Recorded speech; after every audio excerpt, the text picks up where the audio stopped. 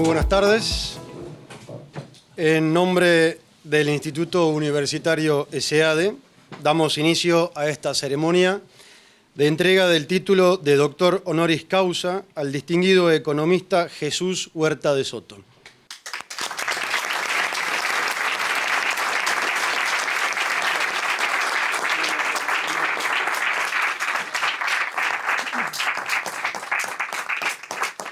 A continuación presentamos las autoridades que conforman la mesa académica. El doctor Javier Milei, presidente de la Nación.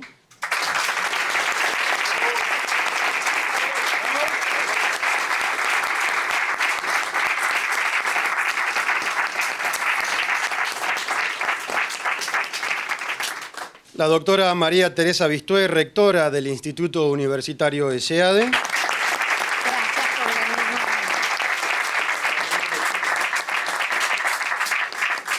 El doctor Ricardo Greco Guiñazú, presidente de Fundación ESEADE.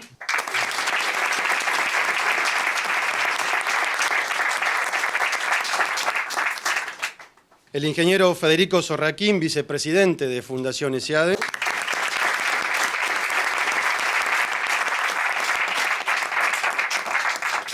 El doctor Alfredo Bluson, director del Departamento de Formación Empresaria de ESEADE.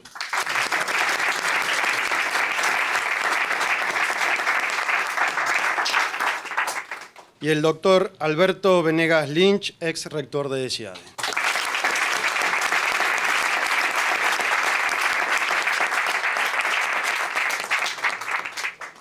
Lectura del acta del Consejo Académico. Acta número 294.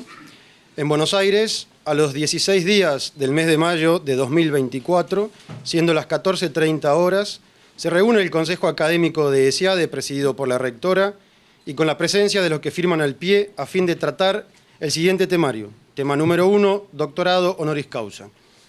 La rectora, doctora María Teresa Vistué, destacó ante el Consejo Académico del Instituto Universitario ESEADE que la universidad tiene como misión la formación integral de profesionales, la investigación científica y la extensión cultural, comprometida con el desarrollo del país y la región. Y considera oportuno otorgar la máxima distinción de doctor honoris causa a personalidades nacionales o extranjeras que se hayan destacado por su excelencia y méritos sobresalientes en diferentes campos del saber y que representan un modelo ejemplar para las nuevas generaciones de estudiantes e investigadores. A continuación, puso a consideración del Consejo Académico la propuesta de otorgar a Jesús Huerta de Soto el doctorado honoris causa de parte de ESEADE. Luego expuso brevemente la trayectoria y méritos del candidato. Jesús Huerta de Soto Ballester es un economista, abogado y escritor español, representante de la Escuela Austríaca y catedrático de la Universidad Rey Juan Carlos y la Universidad Complutense de Madrid. Es un influyente economista que ha contribuido significativamente al pensamiento económico y político en España y en todo el mundo. Su enfoque en la escuela austríaca y su compromiso con la libertad individual lo han convertido en una figura destacada en el campo económico. Durante su excelente trayectoria profesional y académica, ha recibido numerosos premios por sus destacados aportes a la economía y a la libertad, además de 3 doctorados honoris causa. Considerando especialmente la agenda del candidato, el Consejo Académico acordó que la ceremonia tenga lugar en el primer semestre del año entrante. El Consejo Académico aprobó la propuesta por unanimidad y, por lo tanto, no habiendo más asuntos que tratar, se dio por terminada la reunión. Seguidamente, invitamos a la señora rectora del Instituto Universitario ESEADE, doctora María Teresa Vistué, a hacer uso de la palabra.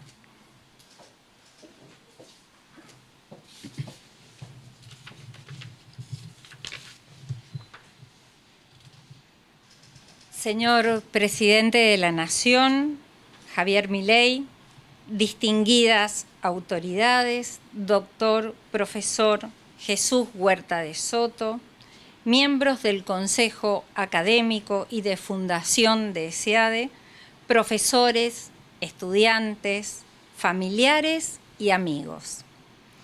Es para mí un honor darles la bienvenida a esta ceremonia académica y a su vez un motivo de alegría y un privilegio que nuestra institución distinga al profesor doctor Jesús Huerta de Soto con el título de doctor honoris causa, en reconocimiento a su destacada trayectoria académica, su valiosa contribución al pensamiento económico contemporáneo y su incansable compromiso con los valores fundamentales que deben orientar toda sociedad libre y democrática.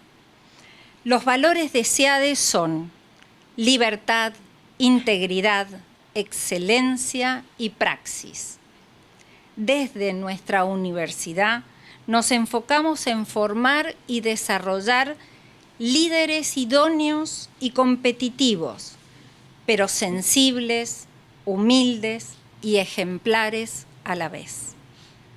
Al otorgarle este título honorífico, nuestra universidad reconoce esos valores encarnados en su accional y logros profesionales, como también su visión y su compromiso con la sociedad, ya que como universidad tenemos una responsabilidad social.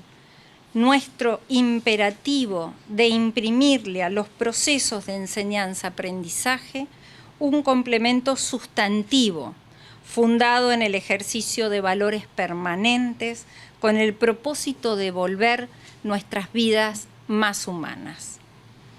El profesor Jesús Huerta de Soto es una figura central en el renacimiento y la difusión del pensamiento económico de la escuela austríaca. Con una rigurosidad intelectual pocas veces vista, ha sabido integrar la profundidad teórica con una claridad pedagógica admirable, haciendo accesible a generaciones de estudiantes y académicos los fundamentos de una economía basada en el respeto del orden espontáneo del mercado, a la función empresarial y al principio de responsabilidad individual. Asimismo, su influencia trasciende el ámbito universitario, extendiéndose al debate público y empresario, en un contexto global que exige cada vez más claridad intelectual, responsabilidad moral y compromiso con la libertad. Reciba este doctorado honoris causa como un reconocimiento a un pensador excepcional y los valores que representa, la pasión por el conocimiento, la coherencia entre pensamiento y acción y la profunda convicción de que el desarrollo económico debe ir siempre de la mano de la justicia y la libertad. Agradezco a todos los presentes por acompañarnos en esta ceremonia, en especial familiares y amigos que dan ese marco de afecto y de cariño que es tan esencial para la vida. Muchas gracias.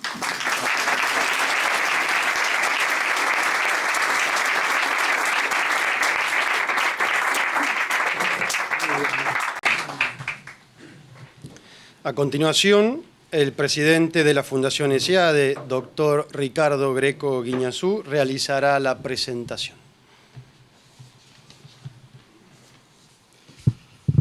Muy buenas tardes.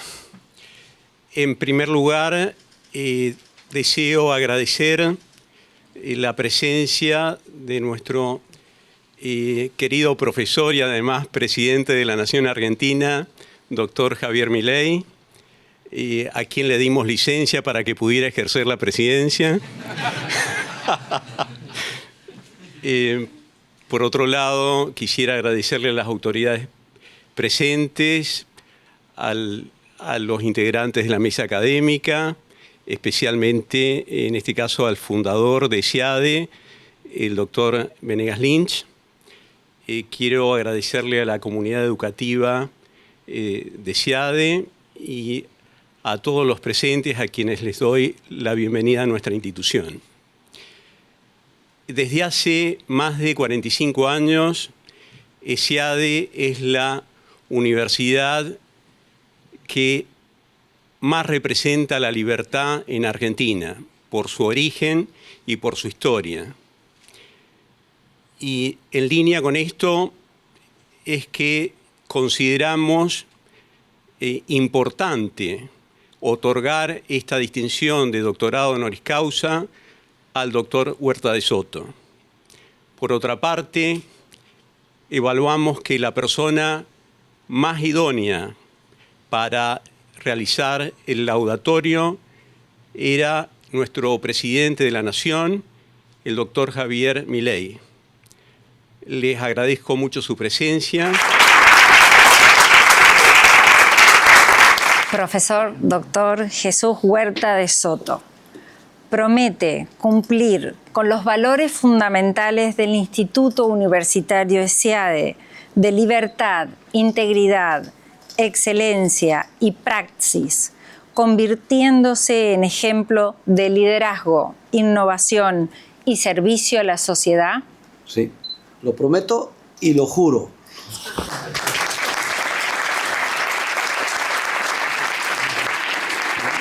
Muchas gracias. Muchas gracias.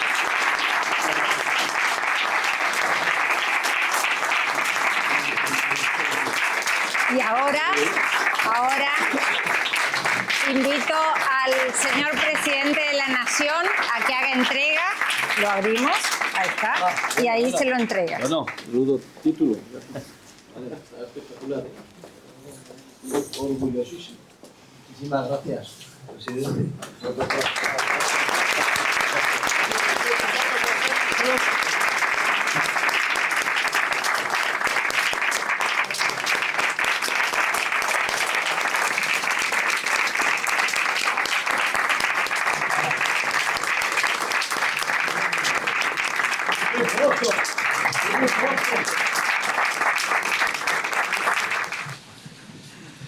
Excelentísimo señor presidente de la Nación Argentina, don Javier Milei, excelentísima señora rectora, doña María Teresa Vistué, excelentísimo señor presidente de esta casa, don Ricardo Greco, ilustrísimos señores decanos, como decimos en España, autoridades académicas, políticas, profesores, alumnos, amigos de toda Argentina y especialmente Karina y Alberto Venegas Lynch, hijo, mi viejo amigo.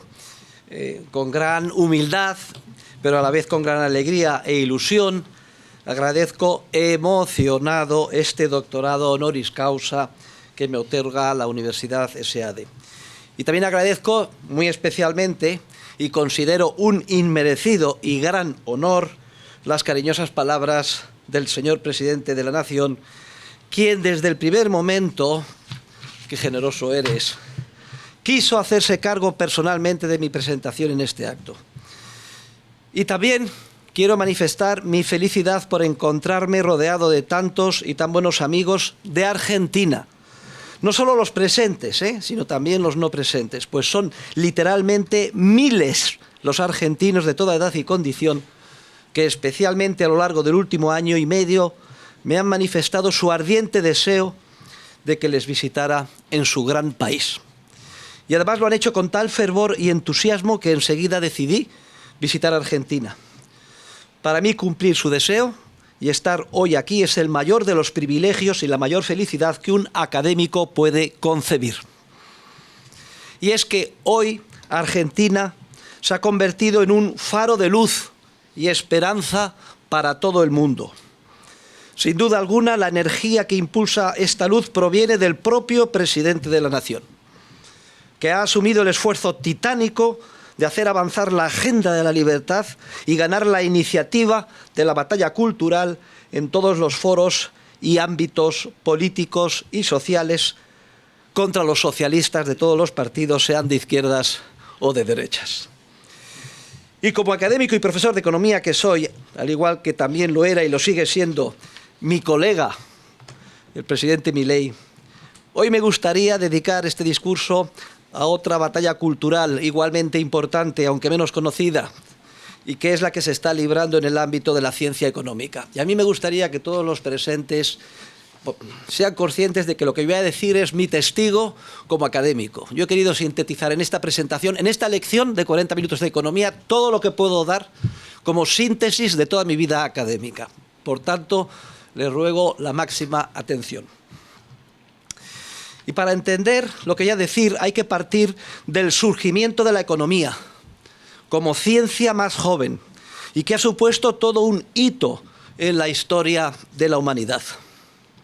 Por primera vez se ha descubierto que la cooperación social voluntaria, libre de toda coacción estatal, genera un orden espontáneo, no diseñado ni organizado previamente por nadie, que impulsa la prosperidad y el avance de la civilización. Además, la economía como ciencia de la acción humana se ha generalizado en toda una teoría de la libertad, entendida como el atributo más esencial de la naturaleza del ser humano. La libertad consiste en que toda acción e interacción humana se lleve a cabo de forma voluntaria, es decir, sin que exista coacción o violencia externa organizada e impuesta desde arriba por parte del siempre pequeño grupo que con el título que sea se arrogue en cada momento el ejercicio de la violencia que supone todo poder político. La esencia de este mensaje y enseñanza es rotundamente revolucionaria. En la historia de la humanidad, sucesivamente protagonizada por el ejercicio de la violencia, ya sea de jefes de tribus, faraones, reyes absolutos o constitucionales, repúblicas autoritarias o democráticas, es decir, por los estados y sus gobernantes organizados que oprimen y tiranizan a sus pueblos, por primera vez se ha demostrado científicamente que los estados, en cualquiera de sus formas, no son necesarios. Que la sociedad, entendida como proceso de interacciones humanas voluntarias, no necesita que nadie la gobierne, pues se autorregula, Alberto, se autorregula y organiza sola y espontáneamente. Y que el intento de coordinar la sociedad en base a mandatos coactivos emanados del Estado es científicamente imposible y está, por tanto, condenado al fracaso y a generar, como vemos todos los días, todo tipo de desajustes, violencias y conflictos. La ciencia económica, además, desmonta y pone completamente al revés el erróneo y sesgado relato de Thomas Hobbes y sus acólitos. Ni el estado de naturaleza era una ineludible situación temible y terrorífica, ni jamás existió ni fue necesario un supuesto acuerdo social para crear y mantener un Estado que pusiera orden y garantizara la paz. Todo lo contrario. La evolución natural consistió precisamente en el surgimiento espontáneo del comercio y de los intercambios voluntarios. Y por desgracia, apareciendo en paralelo los Estados, a modo de instituciones coactivas y parasitarias, compuestas de los seres humanos más antisociales y violentos, que deseaban y desean vivir a costa del expolio de los ciudadanos productivos, a los que tiranizaban y siguen tiranizando de forma permanente. De manera que la economía como nueva ciencia demuestra que la denominada, por Etienne de la Boétie, servidumbre voluntaria, es una antihumana aberración a la que secularmente ha estado sometido el ser humano. Es decir, la ciencia económica, por primera vez en la historia, abre los ojos al género humano. Ni es preciso continuar con la resignada costumbre de obedecer al Estado, ni los gobiernos gozan de una aureola de sagrado prestigio, sino que están literalmente desnudos de cualquier atributo de superioridad intelectual o moral. Ni la casta o guardia pretoriana de intelectuales y supuestos expertos que siempre rodean a estados y gobernantes es intocable. Ni debemos dejarnos comprar, seducir y engañar por los subsidios o prebendas con los que se quiere ganar la lealtad de los seres humanos explotados para que consientan su situación de expolio y servidumbre de forma voluntaria y permanente. La ciencia económica ha alcanzado su máximo grado de desarrollo de la mano de la Escuela Austríaca de Economía, que deberíamos de llamar Escuela Española, pues tiene su origen como tantas veces repito, en los escolásticos del siglo de oro español. Esta ciencia económica, que es la que elabora la escuela austríaca, se fundamenta en el realismo de sus supuestos analíticos, en el enfoque dinámico de su análisis basado en la capacidad empresarial, creativa y coordinadora de todo ser humano, y en el descubrimiento y estudio del orden autorregulado y espontáneo del mercado y la sociedad. Fruto de ese proceso surgen una serie de instituciones que a su vez lo hacen posible, lo potencian y continuamente lo impulsan todavía más. La ley, en su sentido material, y el derecho, especialmente el derecho de propiedad, que aunque inserto ya de forma embrionaria e inseparable en la naturaleza humana, surge al margen del Estado y se descubre de forma evolutiva y consuetudinaria. La familia, como institución imprescindible en torno a la cual se hace posible y consolida el avance de la humanidad. Los principios morales, que actúan como el verdadero piloto automático de la libertad y que se internalizan y transmiten de generación en generación gracias a las familias, precisamente, comunidades y a la propia religión. Las instituciones económicas y en especial el dinero, que surge siempre evolutivamente y al margen del Estado y que puede y debe considerarse como la institución social por excelencia. Pues al permitir superar los problemas del trueque hace posible la multiplicación exponencial de los intercambios voluntarios y de las interacciones humanas, en cuyo seno precisamente se descubren y perfilan y perfeccionan en el resto de las instituciones sociales, lingüísticas, morales, jurídicas, económicas y religiosas.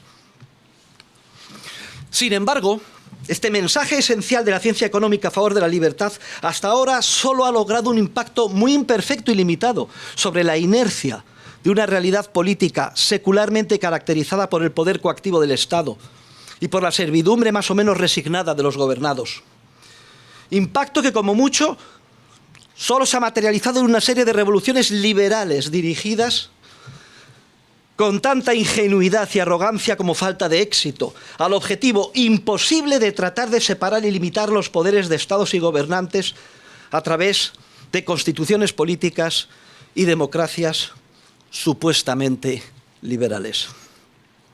Y es cierto que la humanidad se ha visto impulsada como nunca en los lugares y momentos históricos donde ha conseguido, pese a todo, liberarse parcialmente del Estado y abrir alguno de los nuevos canales de libertad que señalaban las enseñanzas de la economía. Por ejemplo, comenzando con la Revolución Industrial, que no fue sino un primer capítulo de la nunca culminada revolución de la libertad impulsada por la economía. Y aunque relativamente parezca mucho, y de hecho lo es, lo alcanzado en términos de prosperidad y nivel de vida por los hoy ya 8.000 millones de seres humanos, ni siquiera podemos concebir el nivel de vida y volumen de población que podría lograrse si la humanidad pudiera aprovechar al máximo y culminara de forma completa las enseñanzas de nuestra ciencia. Como dice Hayek, podemos ser pocos y pobres en un contexto de servidumbre y sometimiento al Estado, o muchos y ricos en un contexto de libertad. El globo terráqueo, me he dado cuenta, viajando durante 13 horas hasta aquí, prácticamente está vacío de seres humanos. La actual población de la Tierra cabe en una extensión equivalente a poco más de la mitad del territorio argentino con la densidad de población de Bruselas. Y ni siquiera podemos imaginar la prosperidad que podría lograrse en un mercado libre diariamente protagonizado por 80.000 e incluso 800.000 millones de seres humanos. Y es que la economía demuestra que la prosperidad creciente de una población cada vez mayor nunca resulta de planes estatales deliberados y coactivos, ni de la redistribución igualitaria de la renta, ni de los incrementos del gasto público, ni de las subvenciones, ni de la deuda, ni mucho menos de la inflación, sino que la prosperidad solo surge del mercado libre propio del sistema capitalista. El capitalismo es el proceso de intercambios voluntarios entre todos los seres humanos, que dotados de una innata capacidad empresarial y creativa son capaces de detectar y evaluar a través del sistema de precios libres la urgencia y necesidad relativa de cada bien y servicio, invirtiendo los recursos laborales y materiales necesarios para producirlos, superando así su escasez relativa y satisfaciendo cada día y de la mejor manera humanamente posible los deseos y necesidades de miles de millones de consumidores. Los empresarios que aciertan en ese proceso de búsqueda de beneficios que jamás se agota acumulan importantes recursos, que a su vez se ahorran e invierten en bienes de capital y nuevas tecnologías, que hacen cada vez más productivos a los seres humanos, impulsando sus salarios y nivel de vida, especialmente de los más vulnerables. Se genera así un proceso de prosperidad creciente y aumento de la población que yo he calificado de Big Bang social y empresarial, y que si el Estado no interviene, jamás se detiene ni agota, y que por tanto no tiene límites. Por tanto, es de crucial importancia para la humanidad que sea capaz de aprovechar al máximo esta enseñanza esencial a favor de la libertad humana que nos proporciona la economía. Pero para ello es preciso desenmascarar cuáles son las poderosas fuerzas de la reacción pseudocientífica y contrarrevolucionaria que se han movilizado para impedir el avance de la teoría de la libertad que proporciona la economía. Todas ellas tienen el mismo objetivo: tratar de justificar y mantener a toda costa la coacción estatal, con una apariencia de respaldo científico, e impedir la plena culminación de las enseñanzas de la ciencia económica en pos de la libertad de los seres humanos. Vamos ahora a enumerar y comentar las principales corrientes reaccionarias pseudocientíficas que se confabulan contra la economía, que constituyen, en la terminología de Hayek, la contrarrevolución de la ciencia y que se han infiltrado como un virus letal dentro de nuestra disciplina. En primer lugar, el positivismo y el cientismo como pseudociencia. Por cientismo debemos entender la indebida aplicación del método de las ciencias naturales al ámbito de la ciencia económica. Así, mientras que las ciencias naturales estudian su objeto de investigación como algo externo, medible y cuantificable, la economía estudia las implicaciones de las acciones voluntarias de los seres humanos. Y dado el carácter esencialmente creativo del ser humano, la supuesta evidencia empírica solo tiene, y en el mejor de los casos, un valor superficial, parcial y siempre históricamente contingente. En palabras de Bastiat, de lo que se ve, o mejor, de lo que se cree haber visto, pero no de lo que no se ve. Y en el peor de los casos, el positivismo supone la aceptación implícita de que los seres humanos son un objeto de investigación igualmente manipulable que el resto de los elementos del mundo exterior. Y así se introduce la premisa de que corresponde al Estado y a su casta política diagnosticar todos los problemas y, utilizando la coacción, hacer que las cosas mejoren, tal y como creen verlas en sus fotos empíricas históricamente contingentes. Pero estas fotos empíricas ocultan y no pueden recoger la esencia dinámica subyacente de los procesos sociales voluntarios, ni mucho menos lo que espontáneamente ya esté sucediendo para coordinar y solucionar los posibles problemas. Por tanto, no es de extrañar que desde los primeros pasos de la ciencia económica impulsados por la escuela austríaca, sus más violentos opositores fueran los socialistas de cátedra, aglutinados en torno a la escuela histórica alemana, reforzados en Francia por los empiristas de la escuela de Saint-Simon, del literalmente demente Comte y de Durkheim, que pretendieron crear una nueva y alternativa pseudociencia social. Y su malsana influencia positivista y ultraempírica continúa hasta hoy, primero a través del institucionalismo americano, y después con los trabajos de recopilación masiva de datos empíricos, como por ejemplo los de Wesley Mitchell o los de Henry Schultz, este último que tanto terminaría influyendo en su ayudante, el joven Milton Friedman, y a través de él en toda la escuela de Chicago. Pero sobre esto me voy a despachar enseguida. Después. En segundo lugar, tenemos la pseudociencia de la economía neoclásica, que dice que solo es ciencia la suya, es decir, la que se basa con carácter exclusivo en los principios de equilibrio, maximización y constancia. Además, A la irrealidad de sus supuestos añade el reduccionismo de un lenguaje matemático que ha surgido para dar respuesta a las necesidades de las ciencias naturales, pero que no permite dar entrada ni al concepto subjetivo de tiempo ni a la creatividad empresarial, que son inseparables de la naturaleza humana en libertad. Los neoclásicos desarrollan su pseudociencia a partir no del ser humano real de carne y hueso, sino de unos tipos ideales, que no son sino una especie de pingüinos robotizados, que incluso en sus más sofisticados modelos, estocásticos y dinámicos de equilibrio general, se limitan a moverse y reaccionar ante los acontecimientos y la coacción del Estado como si fueran los monigotes de una especie de videojuego económico. Pero la pseudociencia neoclásica, a pesar de su aparente sofisticación, es incapaz de dar cuenta de la inmensa complejidad del mundo real. Y se rebela contra la idea del orden espontáneo del mercado por dos vías igualmente dañinas para la libertad humana.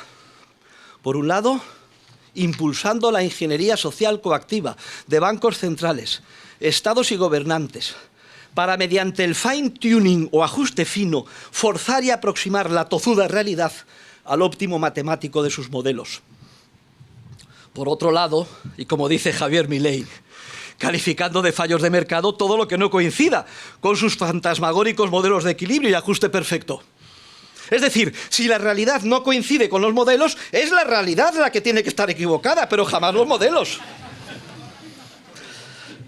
Obsérvese además, hay que ser sutiles para esto, cómo la pseudociencia neoclásica necesita y se retroalimenta de los trabajos empíricos de la anterior pseudociencia, la positivista, por lo que positivistas y neoclásicos se alían y terminan reforzándose mutuamente en su agenda reaccionaria. La tercera pseudociencia es la del keynesianismo y la macroeconomía en general. Y es que el mero enfoque macro ya conlleva un sesgo estatista en contra del orden espontáneo del mercado y la libertad humana. Como dijo Hayek en su discurso como premio Nobel en el 74, los macroeconomistas ignoran todo aquello que no pueden medir y por tanto no tienen en cuenta los procesos económicos y las teorías verdaderamente relevantes. Y a la vez se imaginan que tienen existencia real los macroagregados que, aunque carecen de sentido económico, parece que pueden manipularse y someterse a tratamiento estadístico. De nuevo, otra vez, fíjense, la pseudociencia macroeconómica da la mano a la pseudociencia positivista y ambas se alían y refuerzan mutuamente. Además, la ofensiva contrarrevolucionaria del keynesianismo es especialmente dañina y perversa. Aquí me viene a la memoria que habláis mucho, un tal Kicillof. ¿Quién será este?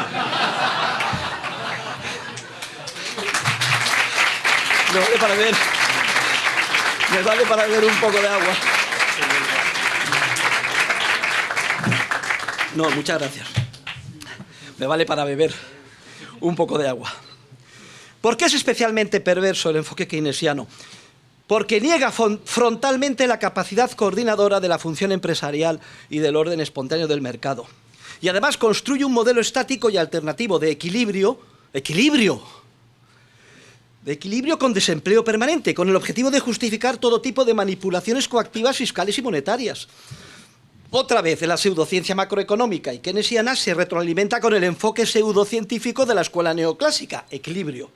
Hasta el punto de que, por ejemplo, la denominada síntesis neoclásica keynesiana llega a convertirse a lo largo del siglo pasado en la principal fuerza reaccionaria dentro de nuestra disciplina.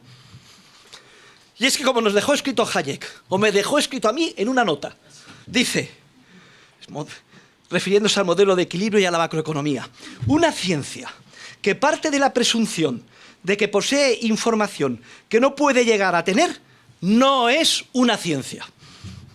Keynesianos y macroeconomistas se han convertido, pues, en los adalides de esa borrachera de estatismo, manipulación y poder político que constituye el marco orquestado por gobiernos y bancos centrales en el que, lamentablemente, nos vemos obligados a vivir y que continuamente genera graves crisis financieras, económicas y conflictos sociales. Y en cuarto lugar, hemos dejado para el final el misticismo cuasi religioso de la pseudociencia marxista. Pues prácticamente el marxismo científicamente murió incluso antes de nacer. En efecto, fue coetáneo y teóricamente demolido por la revolución subjetivista protagonizada por la Escuela Austriaca de Economía, que con el desarrollo de su teoría del capital y de la preferencia temporal ya desde el principio evidenció las contradicciones, errores científicos y estafa intelectual del marxismo. Además, la teoría sobre la imposibilidad del estatismo y de una economía sin mercado libre, desarrollada por la Escuela Austriaca a partir del von Mises de 1920, supuso el clavo definitivo que cerró para siempre el ataúd del cadáver de la pseudociencia marxista. Todo ello, además, ilustrado históricamente con la caída de la extinta Unión Soviética y de prácticamente el resto de los países comunistas, pero por desgracia solo tras muchas décadas de indecible sufrimiento humano para una gran parte de la población mundial, aparte de los 150 millones de asesinados que acaba de contar nuestro presidente. Pero a pesar del certificado de su defunción intelectual y del mayúsculo fracaso histórico del marxismo, ha vuelto a la carga con renovado vigor un marxismo cultural, alternativo, que ha logrado introducirse subrepticiamente en los más variados y relevantes intersticios sociales, políticos, religiosos y científicos, incluyendo, como no, los de la propia ciencia económica. Y aquí hay que señalar cómo la economía se encuentra literalmente invadida y corrompida por la ofensiva cultural protagonizada por los estatistas de todo pelaje. El paralelismo con el marxismo cultural no puede ser más evidente, pues este parte también de un fracaso científico e histórico notorio, que no obstante se quiere revertir por la vía de los hechos consumados, con la machacona repetición de consignas y la manipulación y control de los medios de enseñanza y comunicación, intelectuales y líderes sociales. Como es bien sabido, la estrategia del marxismo cultural evita el enfrentamiento directo, pero de manera sinuosa va socavando poco a poco todos y cada uno de los principios básicos de la sociedad y del orden espontáneo del mercado. Por ejemplo, no se niega directamente la división biológica de los sexos, pero se defiende que en última instancia el sexo es una construcción intelectual que permite que cada cual opte por la suya. No se ataca a la familia tradicional, pero se defiende que es solamente uno más entre otros múltiples acuerdos de convivencia, todos ellos igualmente respetables. No se ataca al cristianismo, pero se considera que es igualmente de humanista y aceptable cualquier otro sistema de creencias religiosas o morales. No se critica la igualdad ante la ley, por Dios, pero se insiste en que lo importante es la igualdad de oportunidades y sobre todo de resultados. No se niega la libertad de empresa, pero se alaba y se da preponderancia a lo público frente a lo privado. No se condena la riqueza per se, pero se repite hasta la saciedad que si hay ricos es a costa de los pobres. Y a base de repetir una y mil veces estas y otras consignas similares, se logra convertirlas, como decía el nazi de Goebbels, en verdades oficiales, que pasan a ser automáticamente aceptadas por la mayoría y a formar parte del ideario políticamente correcto y, por tanto, hegemónico. Pues bien, en paralelo a este marxismo cultural, se ha consolidado en nuestra ciencia un estatismo cultural, que se inicia desde el momento mismo en que la economía evidencia cómo los procesos de la acción humana en libertad impulsan tal prosperidad que dejan en evidencia a los estatistas y castas políticas de todo tipo, que inmediatamente y con gran temor a perder su poder coactivo entran en estado de shock y desasosiego. Y es precisamente como reacción ante esta realidad tan peligrosa para el statu quo político como surgen una a una y se alientan desde el poder las corrientes pseudocientíficas que acabamos de comentar. Todas ellas comparten el mismo denominador común: intentar por todos los medios rebajar la trascendencia revolucionaria del respaldo científico dado por la economía a la libertad humana, al mercado libre y a la libertad de empresa. Y tratar de justificar a toda costa la existencia y engrandecimiento del Estado como órgano de coacción institucional, intentando que los seres humanos consideren inevitable y acepten con resignación y mansedumbre su situación servil, y con el respaldo además del supuesto e indiscutible consenso científico de una legión de expertos académicos que, cómo no, viven en su mayoría a sueldo del propio Estado. Y así, dentro de la pseudociencia empírica, vemos cómo se somete cada parcela de la vida social al más intenso escrutinio empírico, con la ilusoria finalidad de obtener en cada momento una evidencia objetiva que pueda guiar la intervención coactiva de los gobernantes. Cada año miles y miles de trabajos de investigación empírica son profusamente financiados y alentados por gobiernos, universidades e instituciones y fundaciones públicas y privadas, dando empleo a miles y miles de economistas, que tristemente terminan creyéndose que así podrán entender y predecir lo que va a suceder en la economía real. Por otro lado, la pseudociencia neoclásica rebaja al máximo la fe en la libertad humana y en los mercados libres. Para ellos, como los mercados no son perfectos, resulta imprescindible la intervención coactiva de los gobiernos para forzar la realidad hacia el ideal de sus modelos. Deliberadamente pasan por alto y rechazan siquiera pensar que los mercados son procesos humanos, que jamás están en equilibrio, ni mucho menos son perfectos, pero que aún así hacen posible e impulsan la creatividad humana, la coordinación, la paz y la prosperidad con una intensidad que no puede reproducirse ni de lejos por ningún sistema estatal de ajuste coactivo. Y son multitud los economistas profesionales que se dedican a colaborar con la dirección estatista de la economía mediante el fine-tuning, ajuste y la ingeniería social, enfoque que alcanza hoy en día su máximo grado de intervención y sometimiento del ciudadano a través de la pseudociencia macroeconómica que aplican gobiernos y bancos centrales, empeñados en el objetivo imposible de garantizar la estabilidad financiera y la prosperidad mediante la manipulación fiscal, monetaria y de los tipos de interés. La pasión por dirigir, ordenar, mandar, regular, gastar, endeudarse, prohibir y fijar precios y sobre todo tipos de interés ha convertido en una de las características más evidentes y trágicas de las economías modernas. En este contexto, una y otra vez se crean y repiten machaconamente inverosímiles relatos, como por ejemplo el de que gracias a la activa intervención de los bancos centrales se evitaron grandísimos males, tanto tras la gran recesión de 2008, por cierto, provocadas por ellos mismos, como con motivo de la última pandemia, cuya intervención generó a partir de 2021 la más grave inflación experimentada en 40 años en todo el mundo y que ninguno de ellos pudo prever. Y cuando los hechos, siempre tozudos, no permiten seguir ocultando el fracaso mayúsculo de la manipulación coactiva fiscal y monetaria, los representantes más distinguidos de estas corrientes pseudocientíficas, lejos de amilanarse y humildemente reconocer sus errores y limitaciones, se apresuran a declarar, por ejemplo, como hizo Ben Bernanke, en relación con el modelo utilizado por el Banco de Inglaterra, que todo se debió a que los correspondientes modelos no fueron lo suficientemente sofisticados, ya que, por ejemplo, las 500 variables y 170 ecuaciones del modelo de la Reserva Federal eran claramente insuficientes, por lo que se hace preciso incrementar mucho más el número de variables y ecuaciones para llegar a describir y manipular como se debe la complejísima realidad. Esto nos dice Bernanke.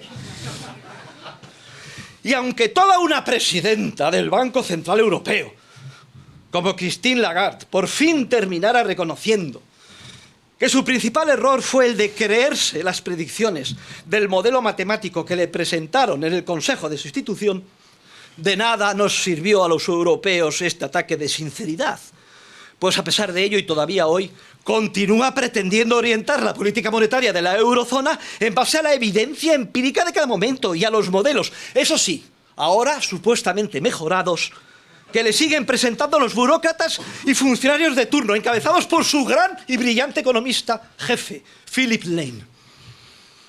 Toda esta increíble situación es realmente increíble, ¿eh? Solo puede entenderse teniendo en cuenta el control institucional que han llegado a alcanzar las corrientes pseudocientíficas de la reacción contrarrevolucionaria dentro de la ciencia económica. La inmensa mayoría de los departamentos de economía están insertos en universidades que son de titularidad pública o reciben una cuantiosa financiación pública. Sus programas de enseñanza son decididos por funcionarios al servicio del Estado, de las propias universidades, con el objetivo prioritario de formar expertos en intervención pública, que impulsen la agenda estatista. Y todo el proceso de acreditación, selección y promoción del profesorado está condicionado por este estatismo cultural, como también lo están las revistas científicas más prestigiosas, JCR, en las que los jóvenes profesores e investigadores se ven literalmente forzados de manera continua a publicar si es que quieren avanzar en su carrera profesional. Y el mismo sesgo proestatista puede encontrarse en la concesión de subvenciones a la investigación, premios nacionales e internacionales de economía, así como en la agenda económica de los organismos internacionales públicos o privados. En suma, el triunfo del estatismo cultural dentro de la ciencia económica está siendo claro y rotundo. Y de hecho puede considerarse que en términos relativos supera incluso al evidente y creciente éxito que hasta ahora está teniendo el marxismo cultural en la batalla de las ideas. También debemos hacer mención al papel que en la batalla cultural contra el estatismo tienen economistas, universidades y medios de comunicación que, aunque defienden la libertad y la economía de mercado, podríamos calificarlos de inocentes útiles. El término que le pide a uno utilizar es el de tontos útiles, pero no seamos agresivos. Hoy vengo suave. Simplemente inocentes útiles, en la terminología propuesta por el Mises de Omnipotent Government. Esto es así porque, aunque se opongan al estatismo y defiendan la libertad, sin embargo, por aceptar, aunque sea parcialmente, algunos de los postulados de las corrientes reaccionarias pseudocientíficas que hemos descrito, terminan en última instancia, sin quererlo y muy a su pesar, dando impulsos adicionales a la reacción estatista dentro de nuestra disciplina, y especialmente cuando se empeñan en asesorar a los estados para que sean más eficientes y hagan un poco mejor cosas que estos no deberían hacer en forma alguna. Así, y a modo de ilustración, podría caer en esta categoría, voy a referirme a un amigo con el que tuve muchos contactos en sus últimos años de vida, podría caer en esta categoría de inocente útil un pensador tan incuestionablemente liberal como el Karl Popper de La sociedad abierta y sus enemigos, en cuyo libro no solo se admira la capacidad científica e incluso el humanismo, se dice, increíble, de Karl Marx, sino que, y es aún peor, se termina proponiendo como alternativa una estrategia de, dice el piecemeal social engineering, o microingeniería social coactiva, con el objetivo de poder enjuiciar en cada caso y en función de sus resultados empíricos lo acertado o no de cada medida de intervención coactiva del Estado. Otro ejemplo de inocente útil, compañero nuestro, Ramón Pellerín, podría ser el de George Stigler, cuando llegó a manifestar que solo la evidencia empírica, fíjense ustedes, solo la evidencia empírica podría dilucidar qué sistema económico, el socialismo o el capitalismo, podría funcionar y cuál no. Lo que presupone que previamente habría que probarlos antes de decidirse, con el inmenso coste social que, como tristemente sabemos, ese tipo de pruebas puede llegar a tener.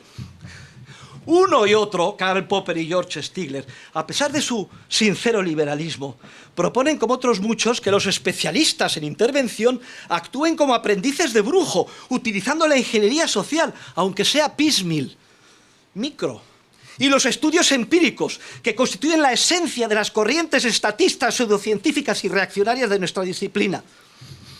Aprendices de brujo, comparables con aquellos otros que, por ejemplo, en el campo de la biología y la medicina, respaldan la manipulación genética de virus, inicialmente inocuos para el hombre en su estado natural, con el objetivo de que puedan infectar el organismo humano, lo que eufemísticamente se denomina ganancia de función, sobre pretexto de hacer avanzar la ciencia, pero con el riesgo inmenso de terminar generando, como parece que ya puede haber sido así, gravísimas pandemias.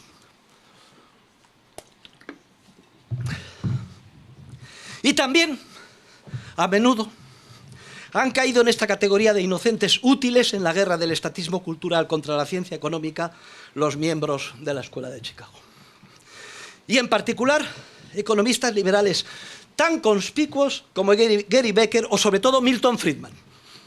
Becker defendiendo a capa y espada el reduccionismo metodológico, al empecinarse en considerar que solo es ciencia económica la elaborada dentro de los estrechos límites del equilibrio, la constancia y la maximización propios de la pseudociencia neoclásica. Y más inquietante aún podría considerarse el caso de Milton Friedman, cuyo muy sincero amor a la libertad e intenso apoyo mediático a los mercados libres contrasta con su enfoque basado en la pseudociencia de la macroeconomía, en los agregados de origen keynesiano, en el empirismo positivista y en la plena aceptación del irrealismo de los supuestos. Solo así se explica una letanía de errores y concesiones científicas de Friedman, que muy a su pesar han terminado en última instancia reforzando el intervencionismo estatista. Por ejemplo, cuando dejó fuera de su mecanicista teoría cuantitativa del dinero lo más importante, a saber, la distorsión que la inflación genera en los precios relativos. O cuando, ninguneando la teoría austríaca del capital y de los ciclos, achacó las recesiones exclusivamente a que los bancos centrales no inyectaron el suficiente dinero, alentando así su letal intervencionismo. O, por ejemplo, cuando concluyó que la Gran Depresión de 1929 se debió a que la Reserva Federal no intervino lo suficiente. Argumento utilizado hasta la saciedad como justificación, por ejemplo, por el propio Ben Bernanke y otros muchos, de las políticas heterodoxas de laxitud monetaria y quantitative easing emprendidas masivamente antes y tras la gran recesión de 2008 y posteriormente con motivo de la última pandemia, con los gravísimos efectos inflacionarios que han terminado generando. O como cuando Friedman ideó e impulsó la introducción de las retenciones para aumentar la eficiencia recaudatoria del sistema fiscal norteamericano tras la Segunda Guerra Mundial. O cuando los estatistas se apresuraron a apropiarse de la ocurrencia friedmaniana del impuesto negativo sobre la renta para justificar la implantación de una renta social mínima que hoy asola nuestro país y el resto de la Unión Europea también, sobre pretexto de la lucha contra la pobreza. Y en cuanto a la tan cacareada como debilísima en el fondo crítica de Friedman a Keynes, en última instancia se queda solo en el raquítico argumento empírico de que el consumo parece comportarse como si fuera una función permanente de la renta. Pero debemos preguntarnos, hombre, seamos serios, ¿qué pasaría si este dato empírico de validez a lo sumo históricamente contingente pareciera cambiar de comportamiento en el futuro? Entonces, automáticamente todas las propuestas de la macroeconomía keynesiana, cuyo enfoque y metodología, por cierto, Friedman abrazó en su totalidad, podrían de nuevo rehabilitarse. Parece, por tanto, que el calificativo de inocente útil al monetarismo de Friedman está más que plenamente justificado.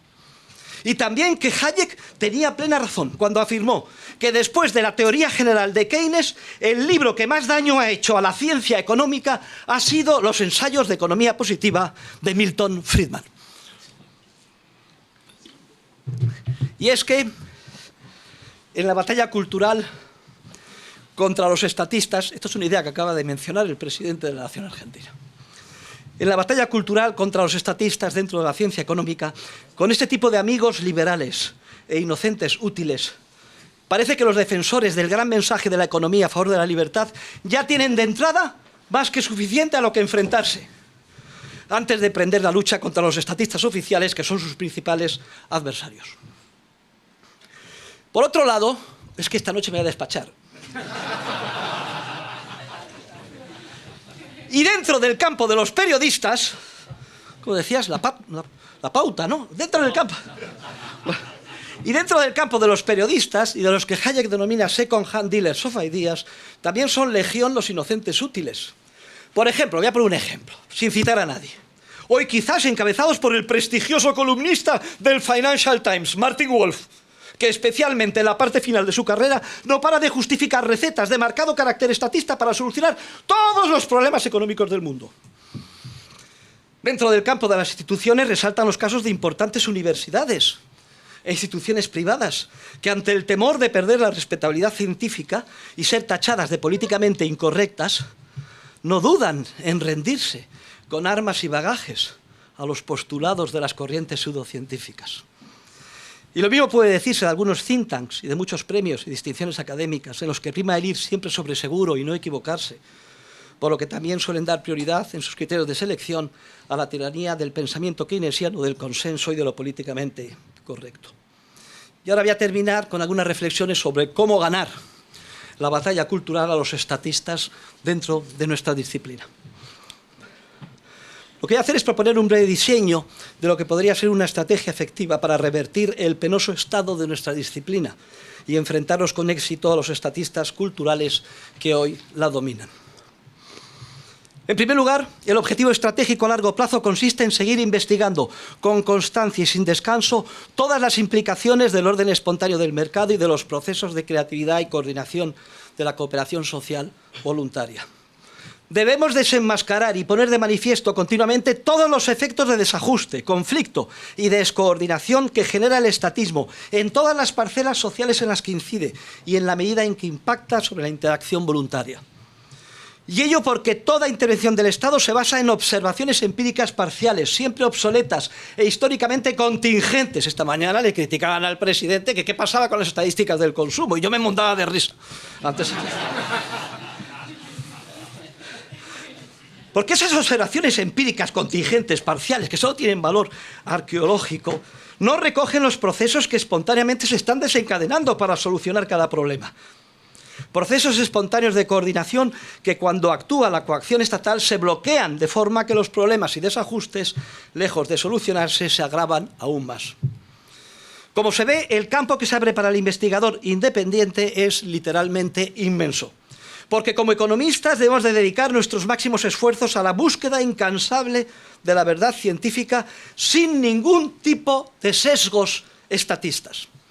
Y aquí el liderazgo, tanto en cuanto al método investigador como en lo que respecta a la consolidación de los logros ya alcanzados y a las nuevas líneas de investigación pendientes de culminar o emprender, corresponde a la Escuela Austriaca de Economía, que desde su fundación ha luchado contra viento y marea y nunca ha evitado ninguna batalla intelectual contra el estatismo, para defender, hacer avanzar y consolidar el triunfo de la ciencia económica.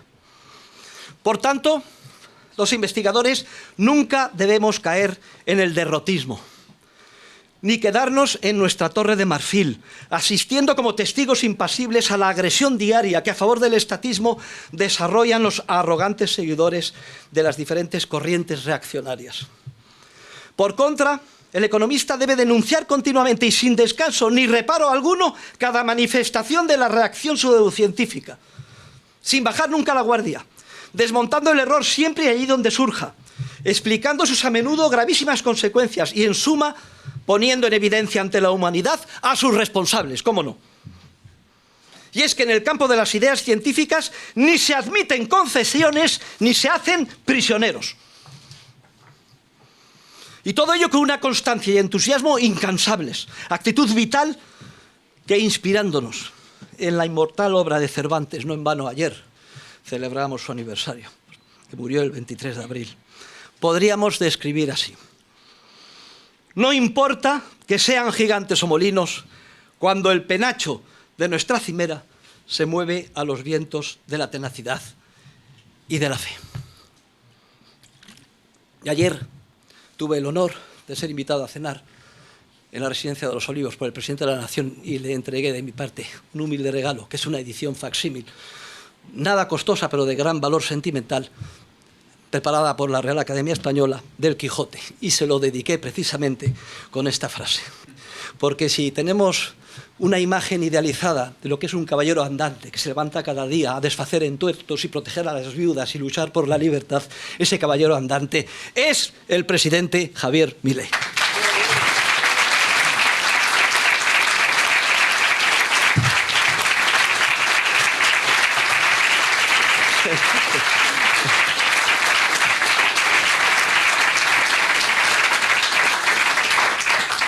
Y aunque, obviamente, ninguno estemos libres de pecado, no debemos caer en el error cometido incluso por economistas austriacos tan punteros como el propio Hayek, que aquí también pudo llegar a acercarse, al menos en el ámbito de las formas, a la categoría de inocente útil, al considerar siempre caballerosamente que los adversarios intelectuales pueden haber sido víctimas de un simple desliz o error científico. No.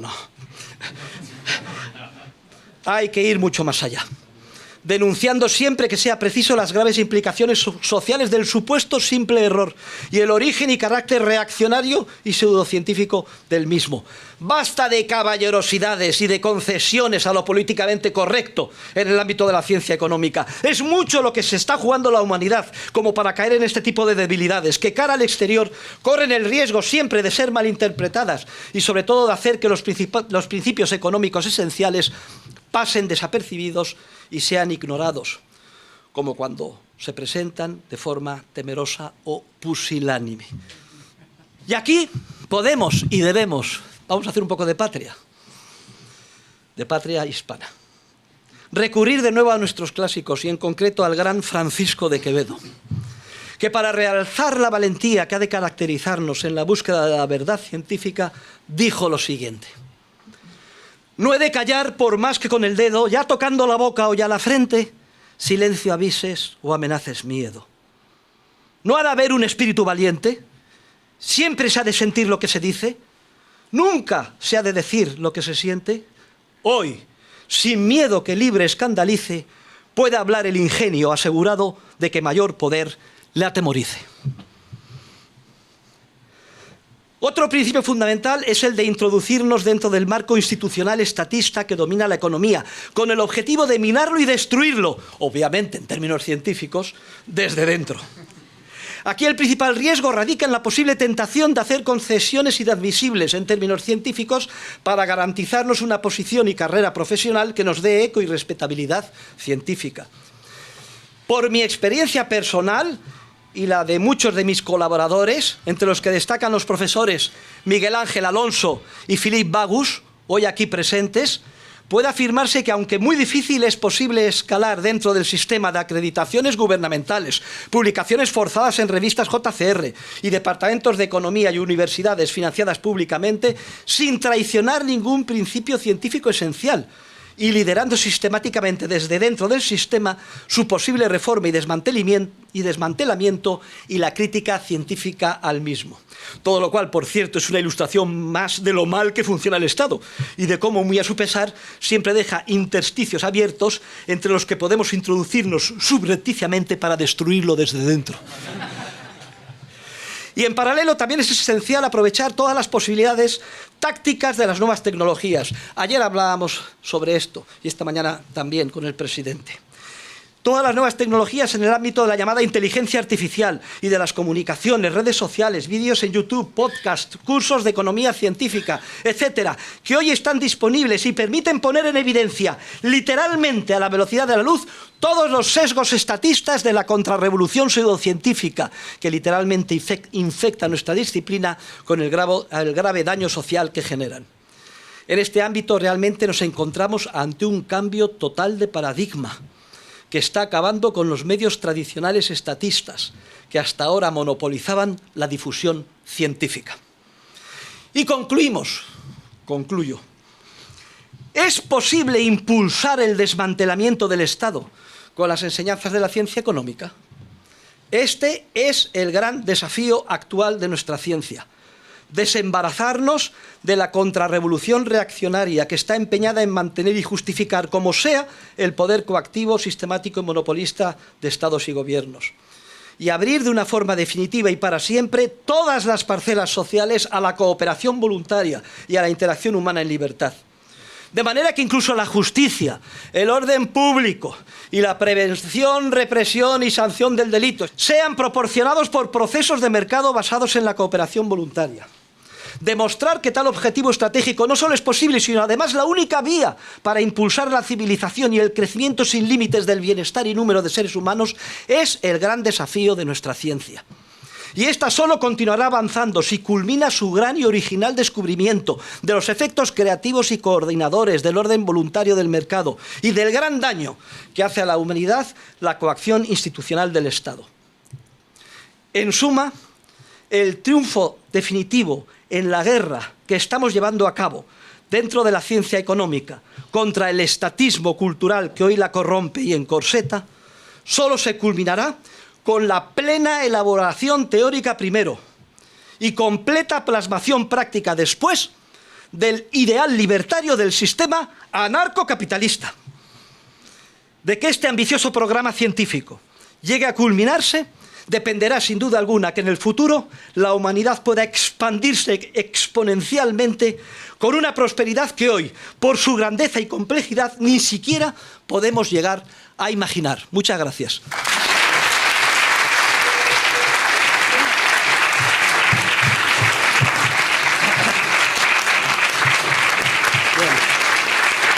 Muchas gracias.